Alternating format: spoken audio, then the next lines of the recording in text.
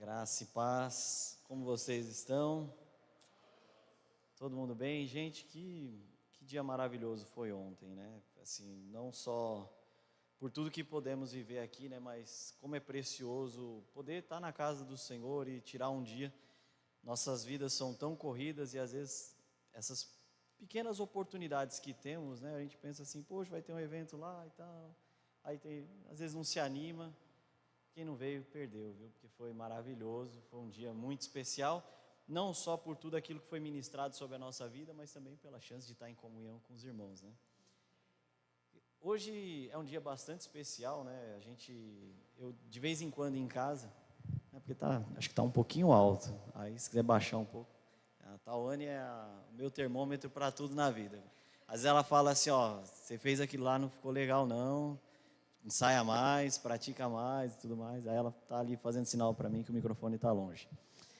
Eu estava comentando que é um tempo muito especial para a gente, né? Eu gosto de tempos em tempos de refletir sobre a vida e as coisas que acontecem para que ela simplesmente não passe por nós, né? E mês que vem vai fazer 2 anos que nós estamos vindo aqui no Legado, né? E eu agradeço muito a Deus, né? Por essa casa. Nós somos muito estranhos, né? Vocês às vezes devem reparar, assim, que membros estranhos. A gente é muito reservado e às vezes parece que a gente é meio antipático, que a gente não gosta de participar das coisas. Mas é porque eu tenho um espírito muito velho, sou muito cansado e aí eu nunca quero participar de nada. Se eu pudesse, eu ficava só em casa, né? E às vezes a gente acaba não participando de muita coisa, mas não é porque não amamos os irmãos, é porque a gente é chato mesmo, né? Às vezes é meio besta de não querer participar das coisas, mas a gente ama esse lugar, a gente ama as pessoas daqui, ama toda a paciência que vocês tiveram conosco, de adaptação, né? Eu confesso que o Legado é a segunda igreja que eu congrego na minha vida, então eu tenho 18 anos, né, de convertido, e toda a minha vida, né, os 16 anos foi na mesma igreja, né? Então, e eu estou considerando a minha conversão, não estou considerando quando minha avó me levava, né, porque era a mesma igreja, quando eu era criança.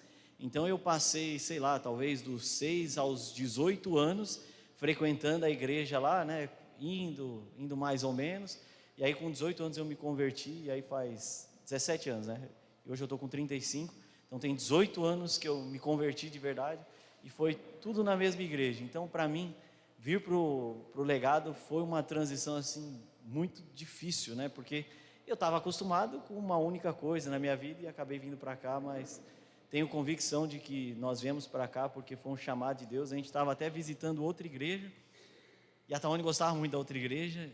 E aí um dia Deus falou para mim assim, ó, não é aqui não.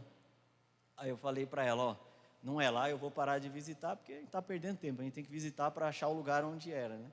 E aí teve um dia que ela foi no trabalho onde a Karina está, para elas voltarem juntos, conheceu o pastor Márcio, ele não sabe, mas a Tawane disse ele disse um negócio para a Tawane que eu lembro até hoje, né?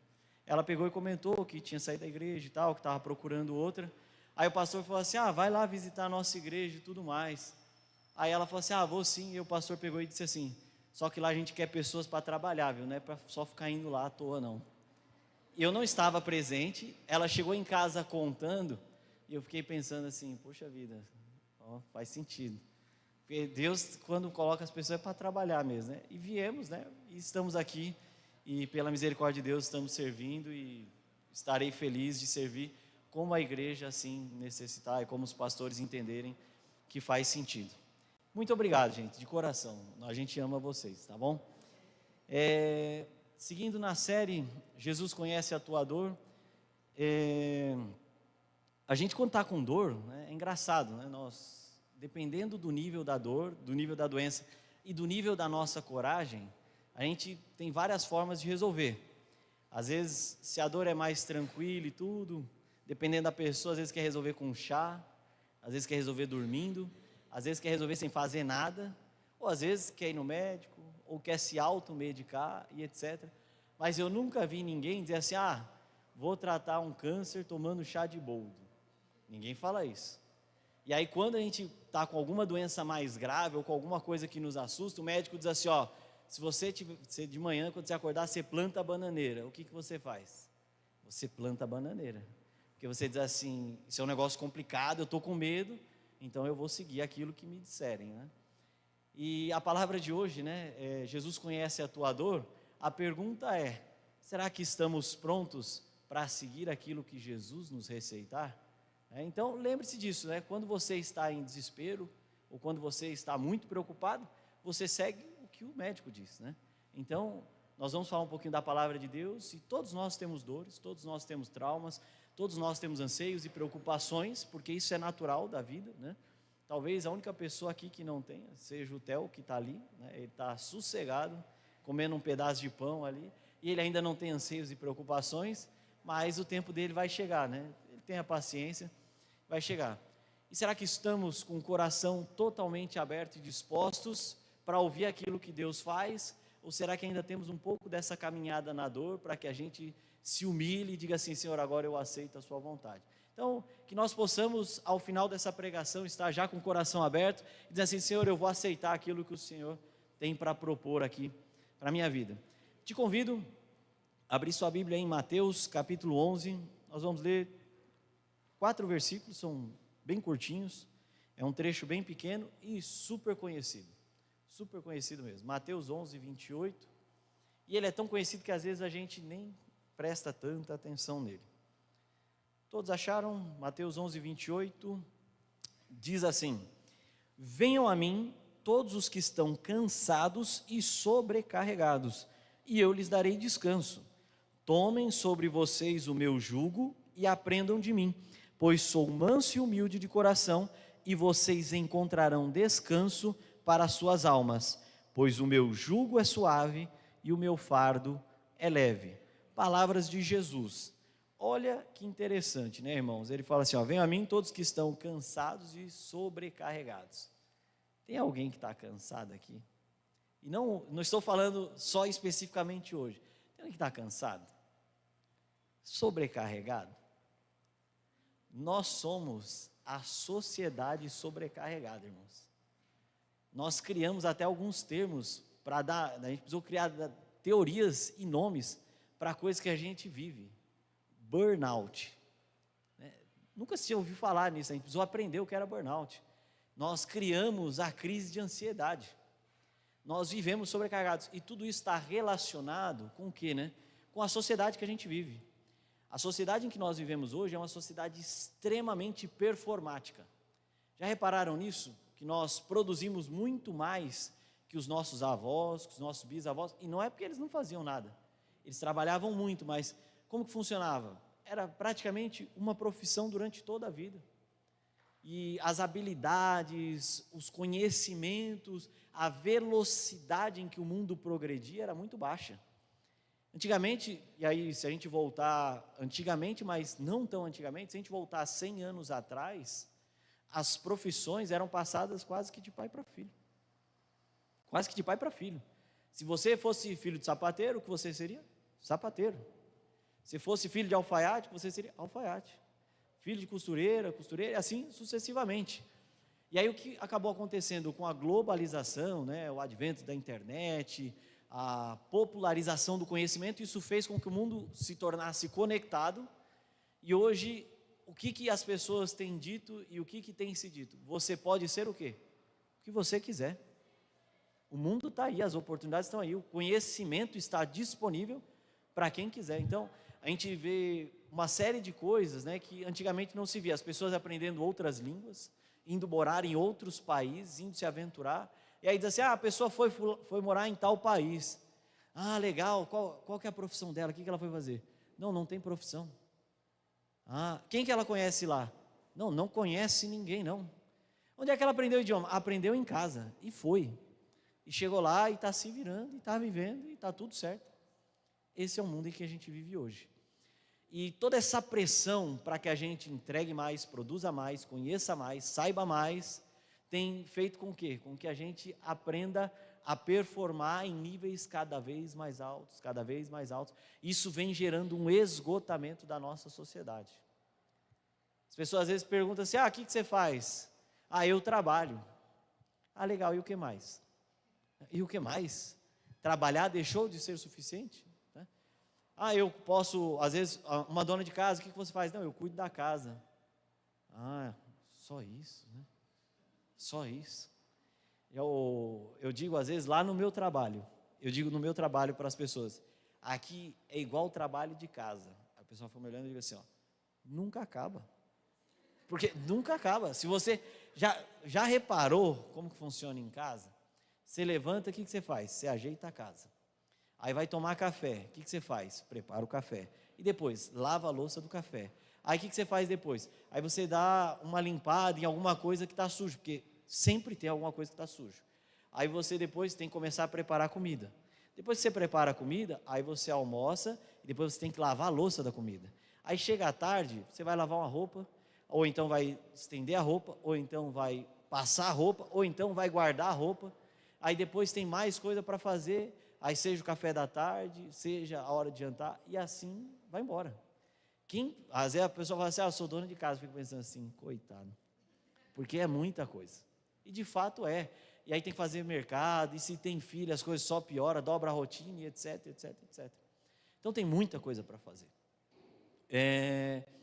E nós fomos inseridos nessa sociedade que tem muita coisa para fazer mesmo, né? E aí Jesus ele pega e fala assim, olha, beleza, vocês estão cansados, estão sobrecarregados, eu tenho a solução para vocês. Qual foi a solução que Jesus disse? Tomem sobre vocês o meu jugo. Como nós somos uma sociedade, vou chamar de contemporânea, né, para não dizer moderna, às vezes a gente não tem ideia do que é o jugo, né? Mas aquela sociedade com quem Jesus estava conversando, eles entendiam bem o que era o jugo. Tem alguém aqui que sabe o que é o jugo? O jugo que Jesus disse? Não é o jugo com L de julgamento, não, é jugo sem o L, J-U-G-O. É uma ferramenta que você instala no pescoço do boi. Essa ferramenta ela vai ter uma cunha, que normalmente é de ferro, e aí o que acontece? O boi vai carregando, aquela cunha vai arrastando pelo chão e vai fazendo um caminho. Para que é isso? Para arar a terra. Aí depois vem alguém ali jogando as sementes, e depois alguém vem e tampa a terra para fazer o plantio e a colheita. Então Jesus está dizendo assim, ó, você está cansado, está sobrecarregado, toma o meu jugo sobre você. O que ele está dizendo? Bota um jugo no teu pescoço, o meu, você vai colocar o meu jugo no teu pescoço. Você está cansado, sobrecarregado? Eu tenho para você mais trabalho. Mais trabalho. E é um trabalho tão pesado que não é o ser humano que faz, é um animal que faz, para usar de força bruta. E tem mais, quem é que escolhe o caminho, a direção? Não é o boi, é alguém que vem ali atrás do boi que vai direcionando. Quem é que dita o ritmo? Também não é o boi, porque se o boi está muito lento, leva uma chicotadinha para ir numa velocidade mais rápida. Então se você está cansado, se você está sobrecarregado, Jesus está dizendo assim, ó, eu tenho para você mais trabalho que você não vai determinar para onde vai, você não vai determinar a velocidade nem o esforço, eu vou determinar. E aqui eu separei essa mensagem em 5 lições que a gente pode aprender. Lembra da história do médico? Talvez se tudo isso pareça muito assustador para você e você esteja um pouco arredio ou arredia, né, talvez você ainda precise caminhar um pouco mais cansado, um pouco mais sobrecarregado para abrir o seu coração. Ou talvez use da sabedoria divina e diga assim, isso parece loucura. Imagine as pessoas ouvindo isso, Jesus dizendo assim, pô, quem põe jugo, a gente põe jugo em boi, agora você quer pôr jugo na gente? Para quem está cansado e sobrecarregado?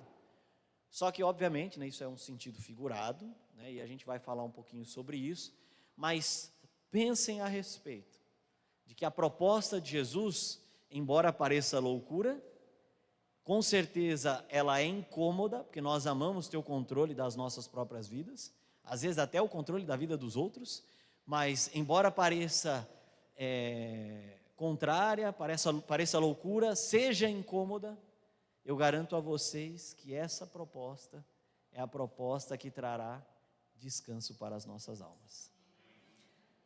Vamos lá. Ali Jesus ele oferece o descanso, olha, tome o meu jugo, e aí vocês vão ter descanso para as suas almas. A primeira lição que a gente tira daqui é, entrega a direção para Jesus. Entrega a direção para Jesus, a primeira coisa que a gente precisa aprender. nós temos o costume, e quando eu digo nós, eu me incluo nesse pacote, tá? Mas é muito comum que nós façamos isso. O que a gente faz? Nós criamos os nossos planos, e aí a gente vai lá e ora para Deus abençoar, certo? Certo. Não, errado. Por que a gente não inverte as coisas? Ao invés de pedir para que Deus participe dos meus planos, por que a gente não começa perguntando, Deus, quais são os teus planos? Qual é a tua vontade para mim? Qual é o teu desejo para mim? E embora isso pareça que você vai viver uma vida onde você não decide nada, não funciona assim.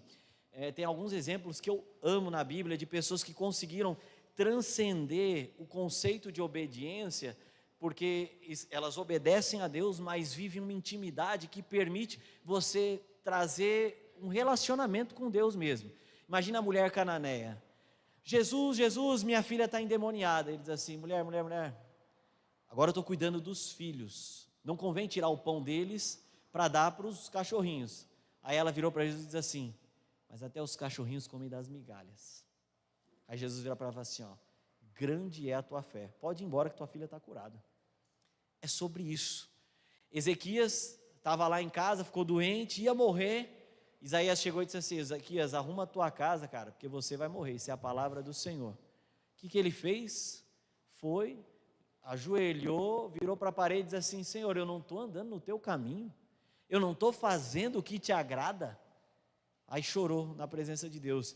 Abriu a conta que Isaías mal tinha ido embora, Deus falou para ele assim, volta lá, manda dizer para ele que eu acrescentei 15 anos para ele. 15 anos.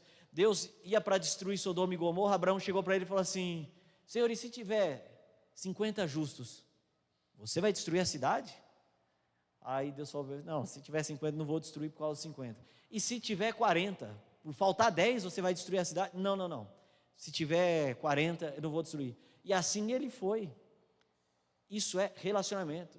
Deus falou para Moisés, eu vou fazer um povo de você e destruir quem está me desobedecendo. Não faz isso não. Faz isso não, o Senhor não é assim. Para o povo ficar, para as outras nações ficar dizendo que o Senhor tirou o pessoal do Egito para matar no deserto. Aí Deus falou assim, tá bom, não vou fazer isso. Mas eu não posso andar com esse povo não, porque eles são pecadores e eu vou acabar destruindo eles. Se você não for conosco, nem nos envie. Ou seja, eu quero que você vá sim. O povo é um problema? Mas eu exijo que o Senhor vá comigo. Isso é relacionamento. A mulher que quebrou o vaso de nardo, derramou nos pés de Jesus, secou com os cabelos, beijou os pés dele. Onde é que está escrito que Jesus pediu isso para qualquer pessoa? Nunca pediu isso para ninguém. Até porque isso seria uma espécie de orgulho, de soberba da parte dele. Mas ela fez. Sabe o que é isso? É intimidade. Não é só obedecer, e Deus não quer isso de ninguém. Não, eu falo, você faz, eu falo, você faz. Até para quem já teve as experiências de fazer orações e ouvir Deus, não é Deus chega para você e diz assim, amanhã você vai lá no culto do legado, aí você senta em tal cadeira, aí você cumprimenta tais pessoas, na hora da mensagem você diz exatamente isso. Não é assim que funciona. Às vezes eu lembro de uma peça que teve uma vez na igreja que eu congregava, e aí teve um rapaz que fez Jesus, e aí o pessoal conversava muito, e às vezes falava com ele, e ele dizia assim, ore mais. Aí dizia assim, eu não vou te responder. As respostas dele eram, sim, pode seguir. Aí o pessoal dizia, só achei que Jesus ficou falando pouca coisa. Aí eu falei assim, bom, quando eu oro, é desse jeito às vezes. Eu oro e aí Deus não fala nada, e às vezes eu sinto no meu coração assim, continua firme nesse propósito aí. Às vezes não tem respostas diretas, específicas. Por quê? Porque Deus quer que a gente busque mais. E é por isso que quanto mais a gente medita na palavra, mais coisas a gente tira. Mas isso não quer dizer que nós não devemos entregar a direção e o controle para Jesus. Então, pensem sobre essa perspectiva. Já não coloco mais os meus planos diante de Deus, mas eu pergunto a Deus quais são os planos dele para a minha vida. E lembrem-se, e podem ter certeza disso, o plano de Deus às vezes é um chamado, é um propósito lá na frente. O caminho, quem vai construir somos nós. Nós é que vamos construir o caminho. Segundo ponto, e aí a partir desse segundo ponto eu vou querer abordar um pouquinho de história, porque eu quero escolhi e convencionalmente e coincidentemente acabou caindo com algumas coisas do meu devocional. Na semana passada eu estava transitando lá no Antigo Testamento e acabou que terminei de ler uns textos e fiquei pensando assim, nossa, isso aqui dava uma pregação incrível, né? E aí durante essa semana a pastora pegou e falou assim, estava pensando, você consegue pregar nesse fim de semana? Aí eu falei assim, consigo e tudo. Aí a pastora mandou lá o tema, Jesus conhece a tua dor, Mateus 11. E aí fui meditando, e aí Deus pegou e fez essa conexão com esse jovem que foi Caleb, né? Que aqui já não era tão jovem. Vou contar um pouquinho de história para vocês entenderem um pouquinho do contexto, e aí a gente vai falar um pouquinho sobre ele. O povo de Israel estava preso no Egito, ficou lá 400 anos, aí Deus libertou eles, atravessaram o mar, com a promessa de seguir para a terra prometida. Quando chega na terra prometida, né, um pouquinho perto ali, estava perto, aí Moisés escolheu 12 pessoas, falou assim, vão vocês 12 aqui, vão lá dar uma olhada na terra, dar uma espiada, ver como que ela é, né, porque a gente está entrando na terra, e aí vamos ver como é que está lá. O pessoal foi lá e tudo que Deus disse que a terra tinha de bom, tinha mesmo. O pessoal até trouxe uns frutos lá para mostrar que tudo que Deus estava fazendo era bom. Só que tinha um problema, né? Tinha gente que já morava lá, tinha cidades grandes, etc. E o pessoal fala que eles eram descendentes, tinha galera descendente de Enaquins, né? Que eram gigantes, eram pessoas de estatura muito grande, né? Muito altos. E eles disseram assim, o negócio lá é complicado, porque as cidades lá tem muro, o pessoal construiu muro mesmo em volta de cidades, são cidades que eles chamavam de cidades fortificadas, a galera é forte, eles são mais numerosos que a gente, são grandes e não vai dar para a gente tomar essa terra não. Dos 12, 10 chegaram contando história triste. Outros 2 disseram assim, gente, e até me perdoe, mas é quase isso, ele disse assim, cala a boca, vocês estão falando besteira, vamos subir que a gente vai conseguir tomar essa terra mesmo. Quem eram os 2 que estavam falando bem? Josué e Caleb. Os outros 10 só falaram bobagem, saíram espalhando para o povo, não vão para lá, esse negócio vai dar ruim, a gente vai morrer, entendeu? O pessoal já era. E aí Deus pegou e disse assim, olha, a consequência para o pecado de vocês é que vocês não estão indo para lá porque vocês são bons, porque vocês vão vencer a guerra, não é por nada disso não, é porque eu estou com vocês. E aí disse assim, a consequência é que vocês não vão entrar. Então vão dar uns passeios aí no deserto, e esses passeios duraram 40 anos, até que todos que se revoltaram contra o Senhor, não foram fiéis, acabaram morrendo, os seus filhos foram crescendo. Ele disse assim, agora esta nova geração, com Josué e Caleb, esses sim vão entrar. Nem Arão, que era o sumo sacerdote, e Moisés, né, que era o líder do povo, entraram. Das antigas, só eles 2. E aí eles foram e entraram e começaram a batalhar, e tiveram vitória, até que depois de 5 anos, Josué já estava meio cansado, Josué já estava meio desanimadão e tal. A Bíblia não diz isso claramente, mas eu vou ler um texto e vocês vão entender que isso dá ideia. E quando a gente fala de Josué, qual é a primeira coisa que a gente lembra? Josué, Bíblia, ser forte e corajoso. Deus começa dizendo isso para ele, ser forte e corajoso. Ser forte e corajoso, não desanimes, tenha bom ânimo. Deus fala muito isso para ele, porque já sabia que ele na jornada ia dar uma desanimada. A tomada da terra levou mais ou menos 7 anos, e com 5 anos Josué já estava bem desanimado. Até que Caleb, que não tinha recebido ainda a parte da terra dele, ele pega e se apresenta e diz assim, ô Josué, você estava comigo quando Moisés disse que porque eu fui fiel, eu iria receber a terra por herança. Aí ele diz assim, vê só, eu hoje, na época eu tinha 40 anos, hoje eu tenho 85, e a minha força e o meu vigor é o mesmo para ir à guerra como naquela época.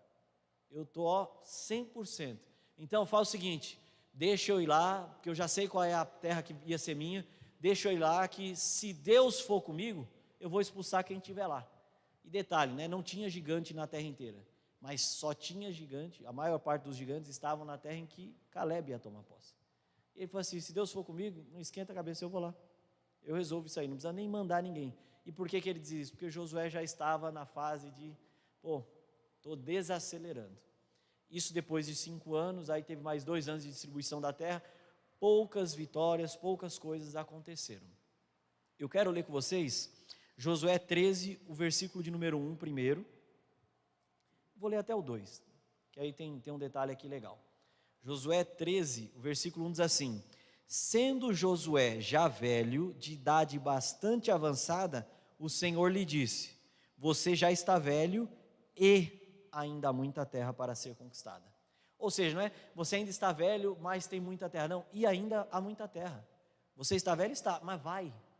Ainda há muita terra para ser conquistada. Está vendo a conexão de quem está cansado, sobrecarregado? Tome o meu jugo. Ainda há muito o que ser feito. E aí olha só que interessante, no 2, essa é a terra que resta, todas as regiões dos filisteus e dos jesuritas. Em toda a história de Israel, sabe quem foram os inimigos mais persistentes do povo de Israel? Os filisteus. Nós estamos muitas das vezes sofrendo por aquilo que nós não terminamos de fazer. Deus está dizendo assim, ó, ainda há muita terra. Falta quem? Toda a região dos filisteus. A galera que vai incomodar Israel pelos próximos, sei lá, se tivesse que chutar 1.500 anos, vão ser um incômodo, um estorvo, uma complicação.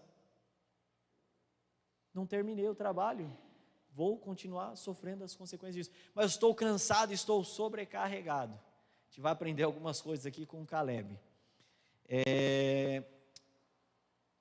Pode passar. Josué, Números, está lá atrás, não precisa abrir porque está na tela mesmo, pode passar, está aqui na tela mesmo. Olha só que interessante, Números 13, versículo 3 e o 7, assim Moisés enviou do deserto de Parã, conforme a ordem do Senhor, todos eles eram chefes dos israelitas, da tribo de Judá, Caleb, filho de Jefoné. Aqui Moisés está separando a galera, para ir fazer a espionagem na terra. Caleb não era espião. Caleb, ele era líder da tribo de Judá. Um líder de uma tribo que eu não lembro agora, depois eu posso até puxar, mas se eu tivesse que chutar, Judá não tinha tanta gente assim, mas devia ter, sei lá, uns 40 mil guerreiros. Uns 40 mil guerreiros, devia ser mais ou menos esse o tamanho do exército deles. Um líder de 40 mil pessoas. Será que esse cara tem trabalho?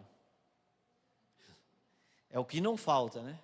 Ele podia dizer assim, ô Moisés, meu amigo, vê só, tem essa tribo toda para tomar conta, essa galera toda, você sabe que tomar conta de pessoas dá problema, 40 mil, eu não tenho experiência em espionagem, escolhe outra pessoa. Na época, quantos anos ele tinha? 40. Esse negócio de espionar, manda alguém mais novo, que se precisar correr, a pessoa está bem. Eu não vou servir para isso. O que ele fez? Ele soube priorizar o quê? O plano de Deus em sua vida. Às vezes ele podia estar dizendo assim, Senhor, abençoa os meus planos aqui na tribo de Judá, estou querendo separar aqui o grupo de homens, o grupo de mulheres, a gente vai fazer os pequenos grupos agora nas tendas. Ele podia dizer um monte de coisa a respeito disso, mas não, ele aprendeu a priorizar o plano que Deus tinha para ele, e não os planos que ele tinha para ele, para si mesmo, para o povo, para as responsabilidades que ele tinha. Nós muitas das vezes sofremos demais porque não sabemos priorizar aquilo que deve vir à frente. Prioridade para nós, muitas das vezes, está relacionado aos nossos interesses. E é isso que está nos causando uma sobrecarga. Lembra do que nós falamos? O mundo criou um sistema onde nós temos que performar. Mas o que Deus diz a respeito disso? Será que esse é o plano dele? E não estou dizendo, Deus quer que eu fique aqui com sombra e água fresca, com puro descanso. Não é isso que eu estou dizendo. Nós temos que trabalhar, temos que estudar, temos que crescer, temos que nos desenvolver. Sim, mas o que é prioridade? O que deve vir primeiro? Aonde está a tua primeira força, a tua primeira energia? Eu sempre digo uma coisa para mim mesmo, eu falo isso para mim mesmo. Eu digo assim, se eu estiver cansado demais para fazer algo para Deus, então eu devo estar cansado para fazer qualquer outra coisa. Qualquer outra coisa. A minha primeira energia, o meu primeiro esforço tem que ser direcionado para aquilo que é prioridade para Deus. Nós somos a geração que coloca a família na frente de Deus e o trabalho na frente da família. Essa é a nossa geração. A gente coloca a família na frente de Deus, e não estou falando família na frente da igreja, estou falando família na frente de Deus. Primeiro, o nosso relacionamento com Deus. Isso tem que ser prioridade.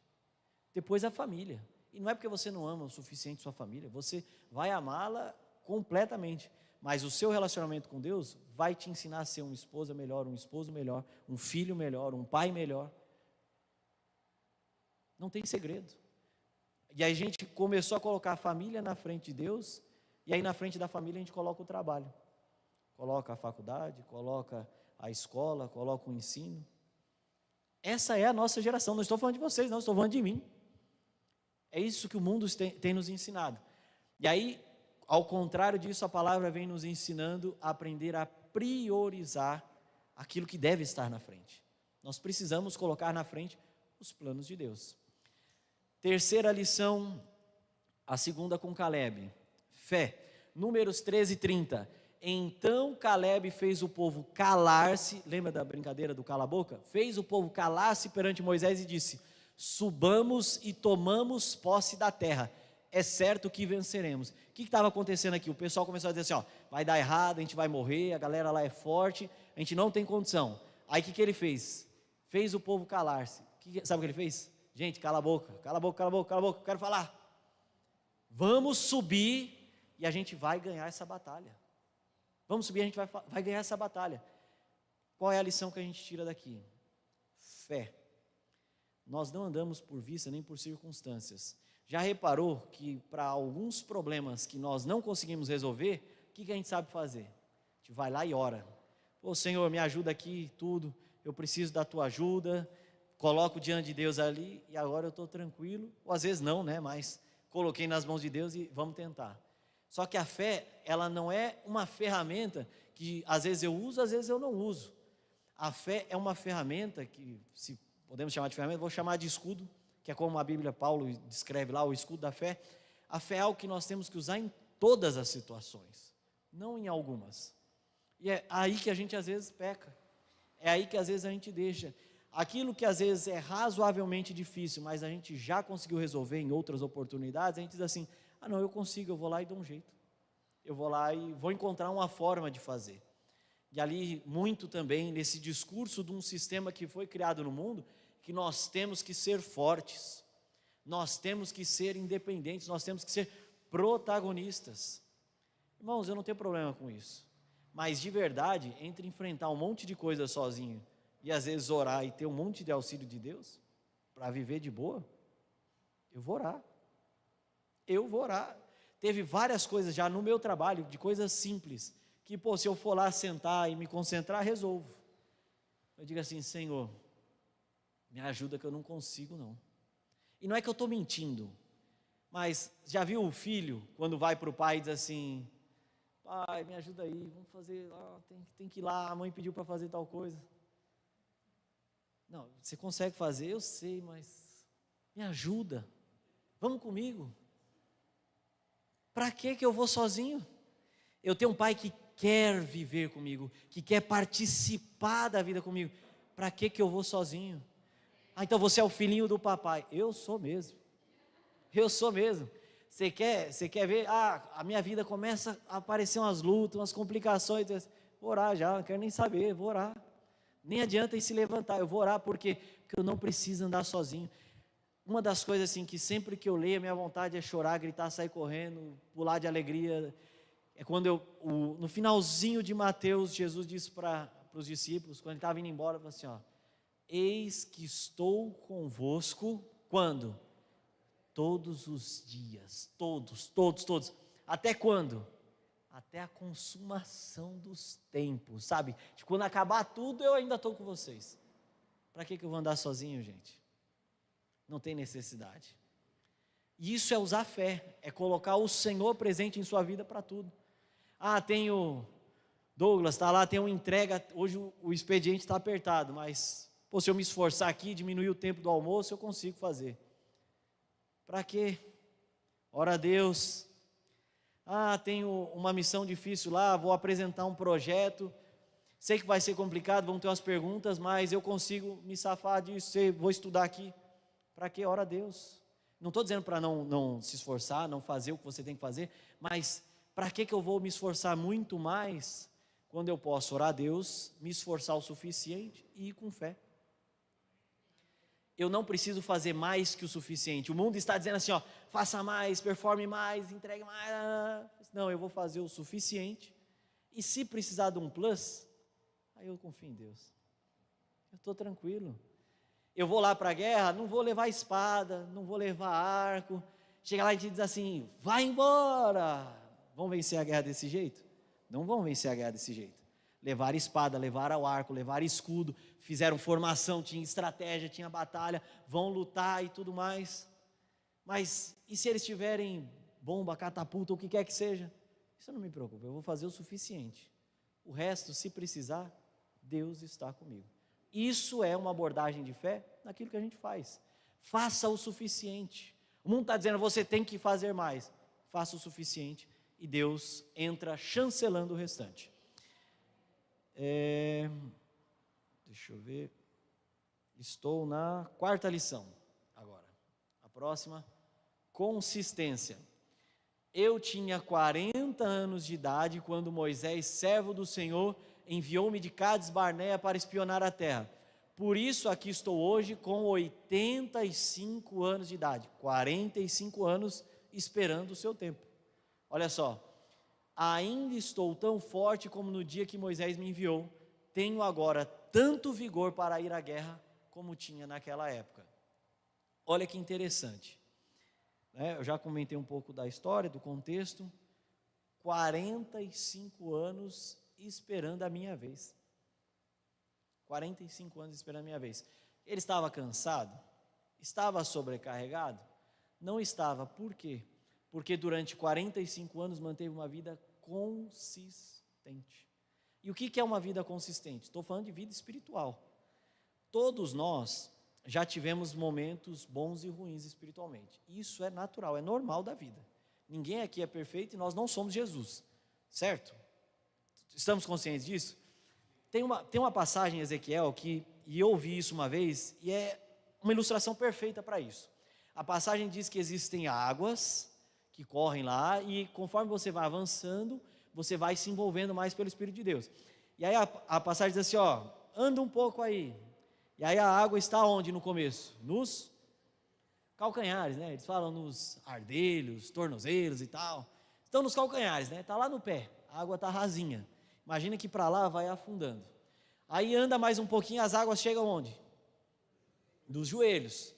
Aí, estou com as águas no joelho. E as águas representam o envolvimento da pessoa com Deus, né? O quanto Deus participa da vida dela. Aí anda mais um pouco, a água está onde? Na cintura, né? No lombo.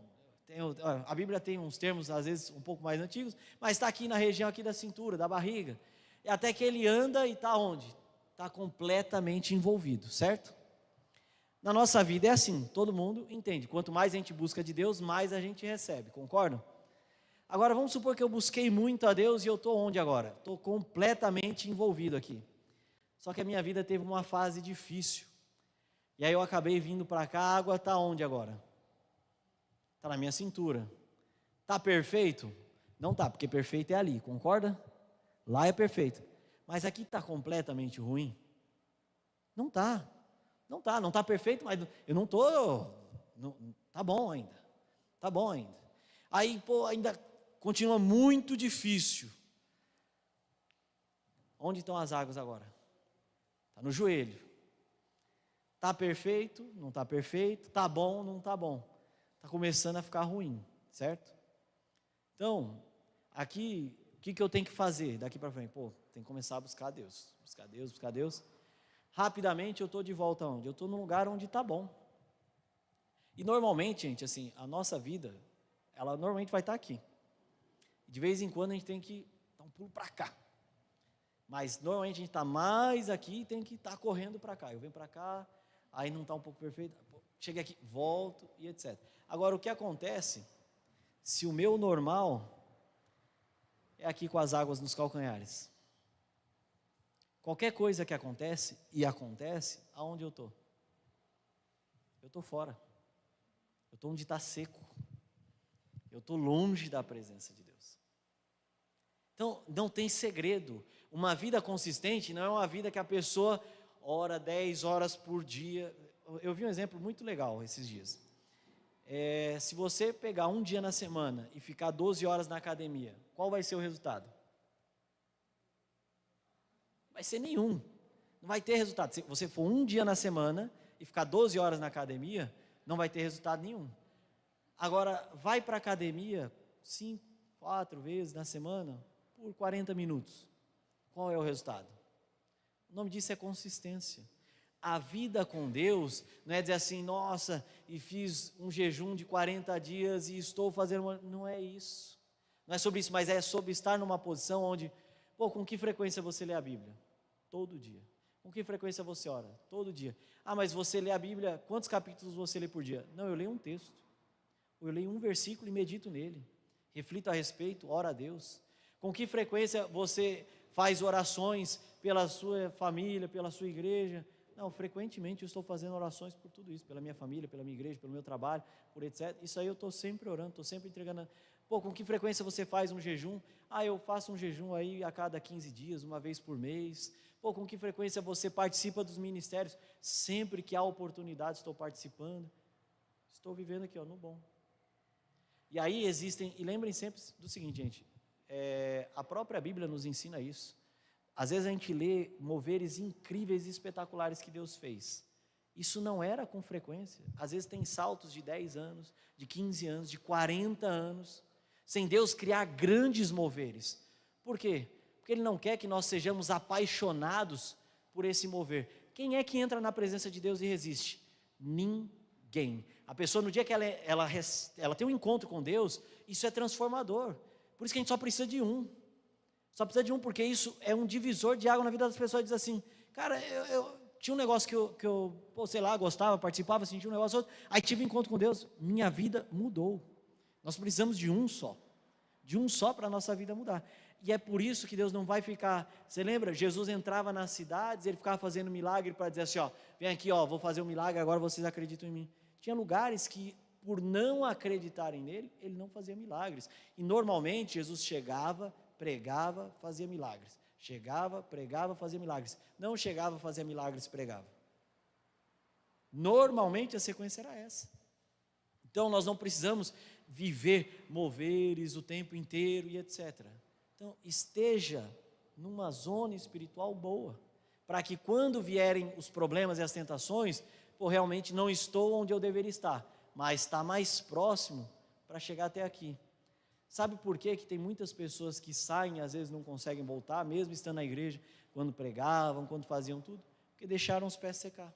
E foram tão longe que é muito mais difícil voltar. Muito mais difícil voltar.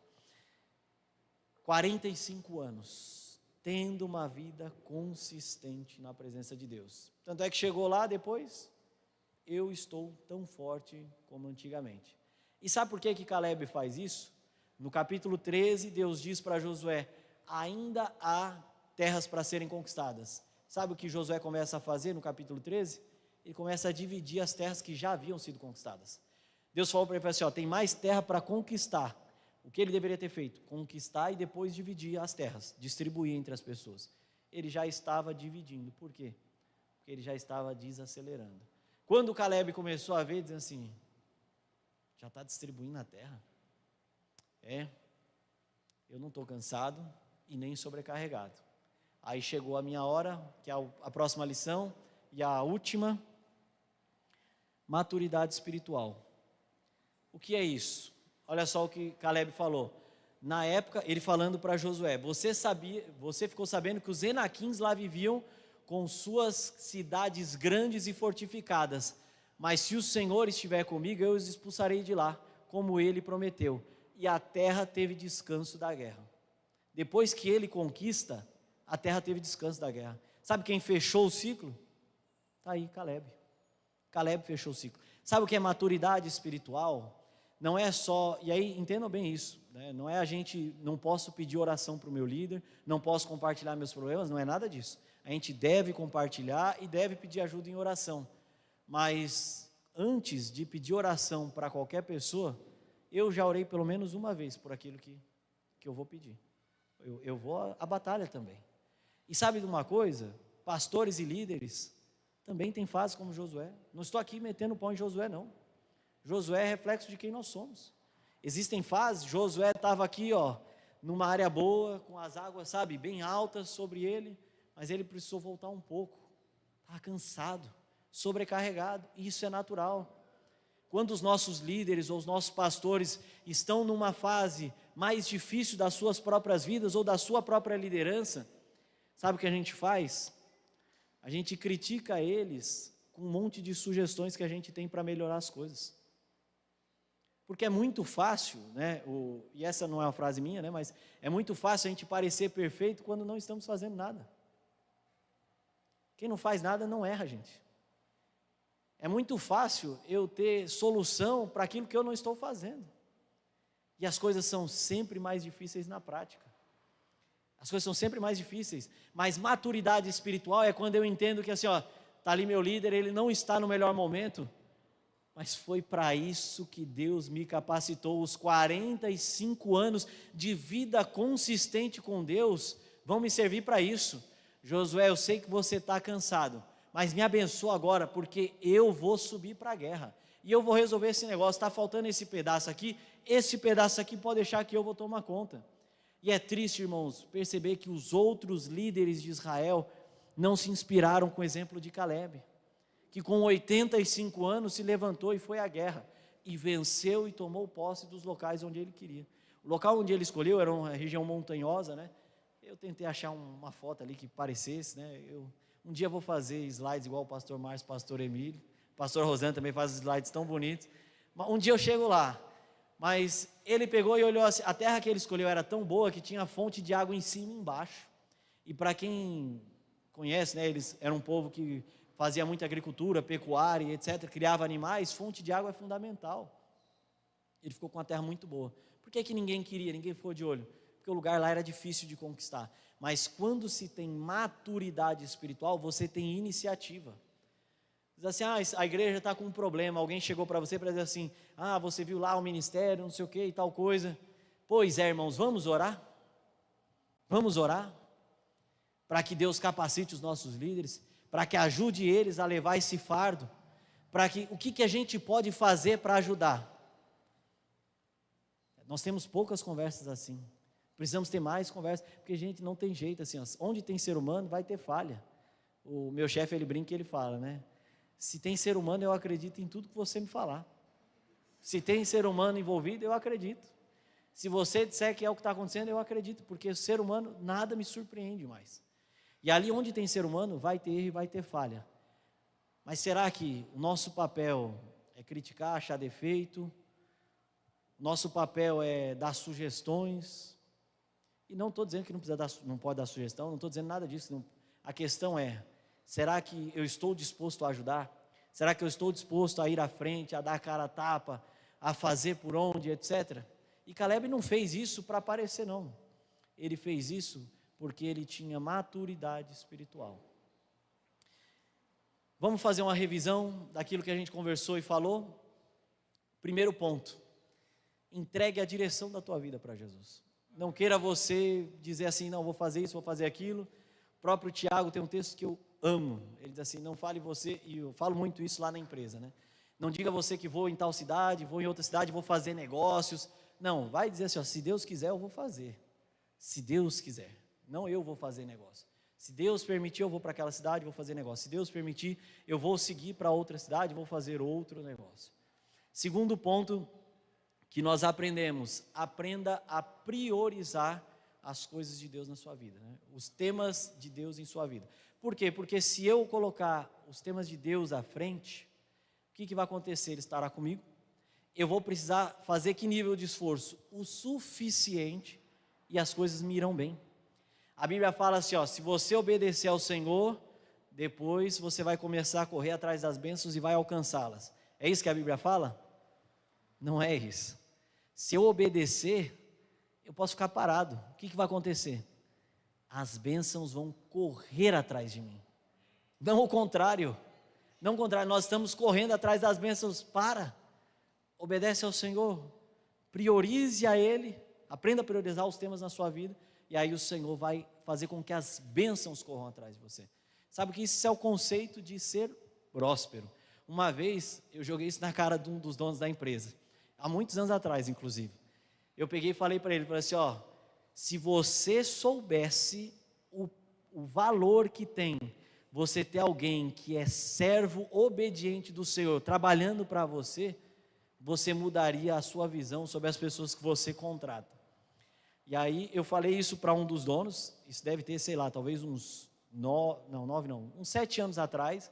Falei isso para ele, ele ficou assim pensando. E aí hoje o meu chefe, que ele não era dono na época, mas hoje ele é dono, ele virou para mim e falou para mim, eu contei isso para ele na época, né? E aí ele era meu chefe, mas não era dono. E eu falei isso para um dos donos. Quando eu falei isso para ele falou que isso mudou completamente a visão dele com relação a isso, né?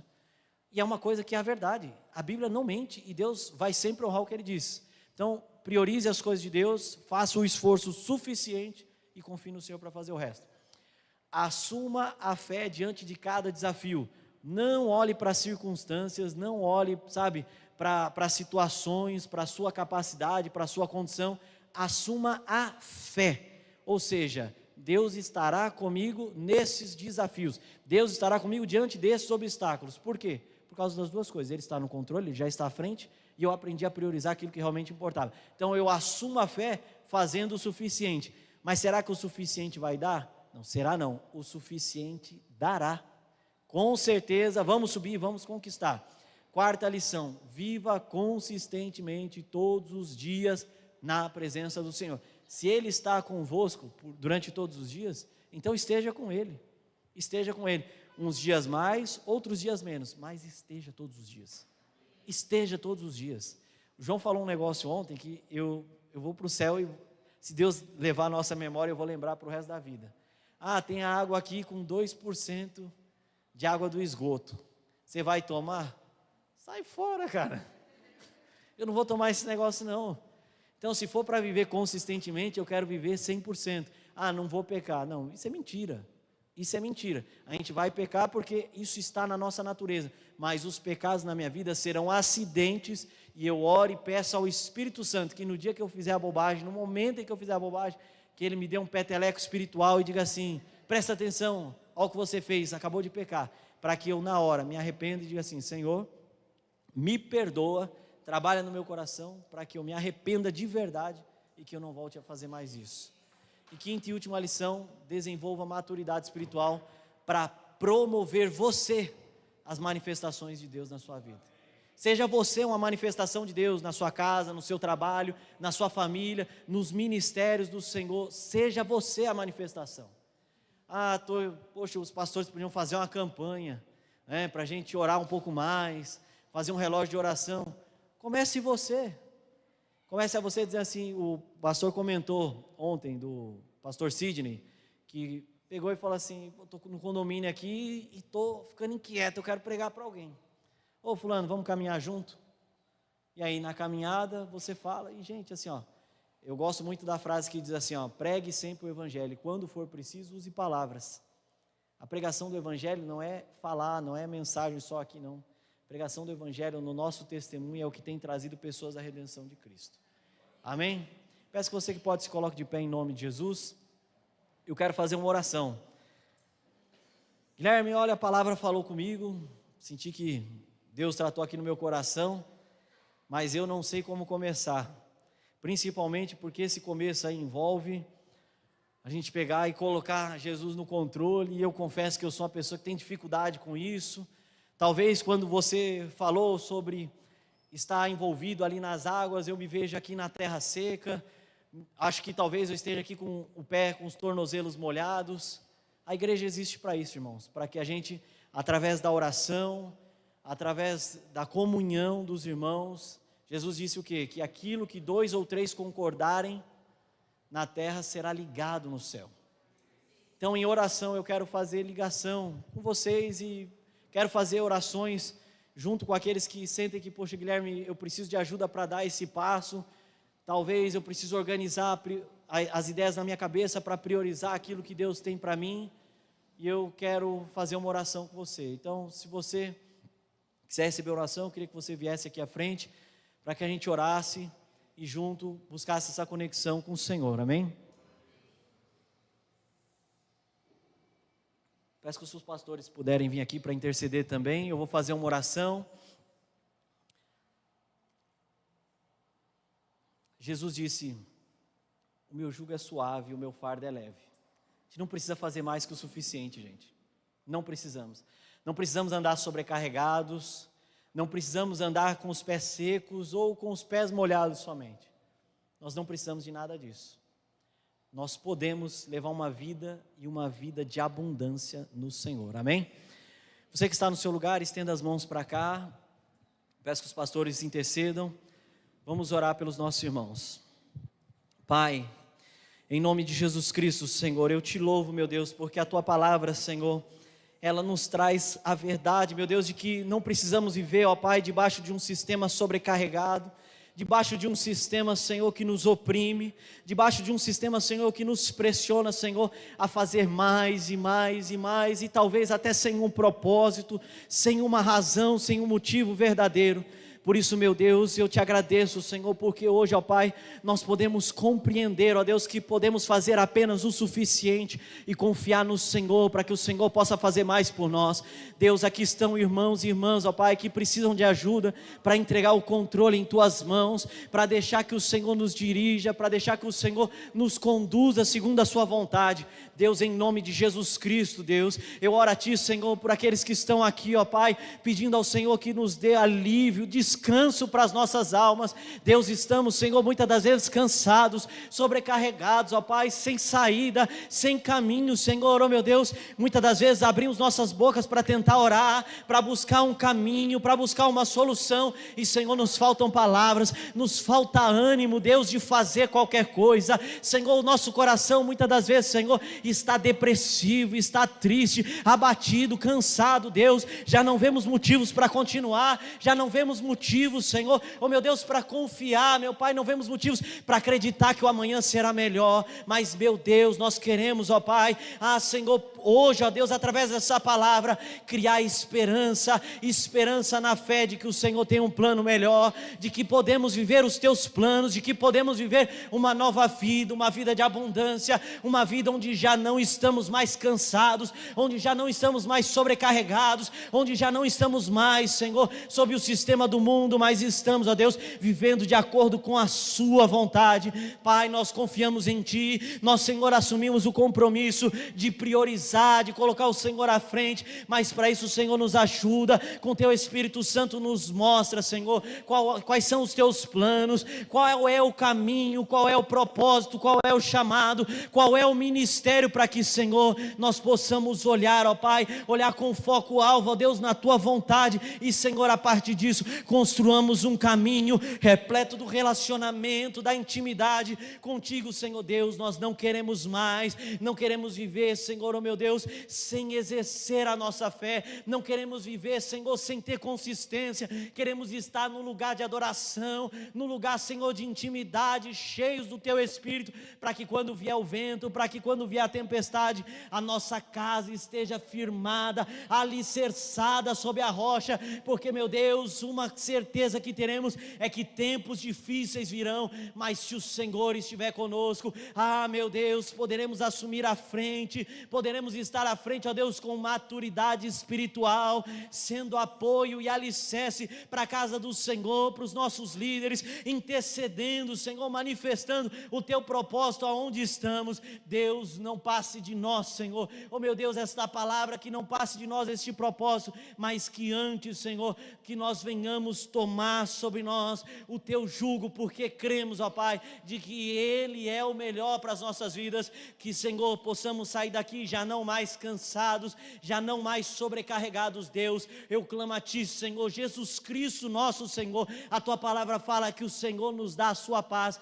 Deus, faz descer sobre nós hoje a Tua paz, Senhor, não a paz que o mundo dá, porque o mundo não tem paz verdadeira, mas o Senhor tem uma paz, ó Pai, que traz a capacidade, Senhor, de crermos, confiarmos e ter esperança. Desce sobre nós hoje, Senhor, a Tua paz pelo Teu Espírito Santo, Deus, e faz, Senhor, com que tenhamos, ó Pai, esta palavra gravada, marcada, talhada no nosso coração, para que não nos esqueçamos dela, para que ela reverbere em nossas vidas, e nos ajude, Senhor, a construir um novo caminho na Tua presença. Pai, estamos aqui, Senhor, assumindo pela fé diante de Ti uma postura diferente hoje, de pessoas que estão cheias do Teu Espírito, de pessoas que hoje vão reescrever as suas vidas a partir dos Teus planos. Senhor, não nos abandone, porque sabemos que vamos errar.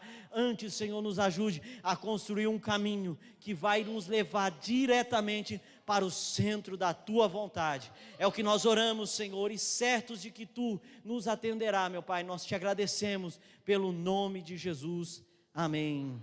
Amém.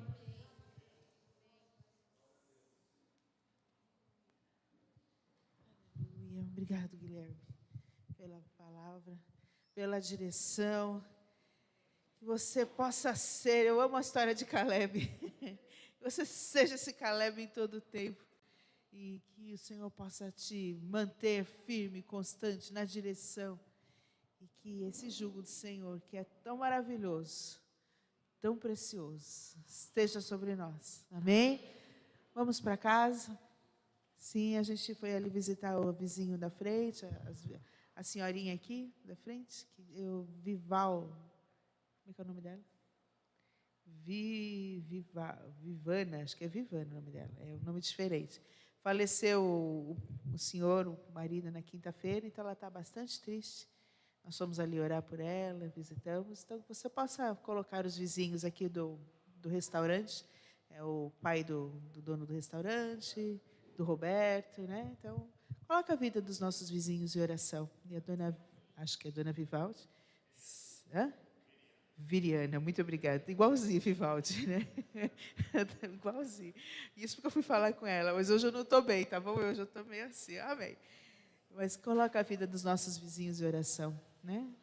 Ore por eles e que Deus venha confortar. Ela também é uma senhora de 90 anos, o coraçãozinho está bem apertadinho, chorou, né? Deus console, traga vida para ela, alegria novamente, amém? Vamos para casa? Terça-feira, homens. Quinta-feira, mulher. Vamos ter constância e buscar o Senhor. Amém? Pai, nós queremos te dar graças, Senhor, por esse tempo maravilhoso. Que fim de semana bondoso e maravilhoso o Senhor nos deu na tua presença, Jesus. Que o Senhor possa avivar dentro de nós tudo aquilo que ouvimos. Possamos viver e reviver cada palavra ministrada, Senhor, de ontem, de hoje, os louvores, a adoração, que em nós, Senhor, se acenda a chama do Teu Espírito, Pai, para que possamos estar com as nossas lamparinas acesas, para o dia que o Senhor voltar, Senhor. No nome de Jesus, Pai, dá-nos uma semana abençoada, que o amor de Deus Pai, a graça do nosso Senhor Jesus Cristo e a doce comunhão do Santo Espírito esteja sobre nós, hoje e para sempre. Amém. Deus te abençoe. Amém.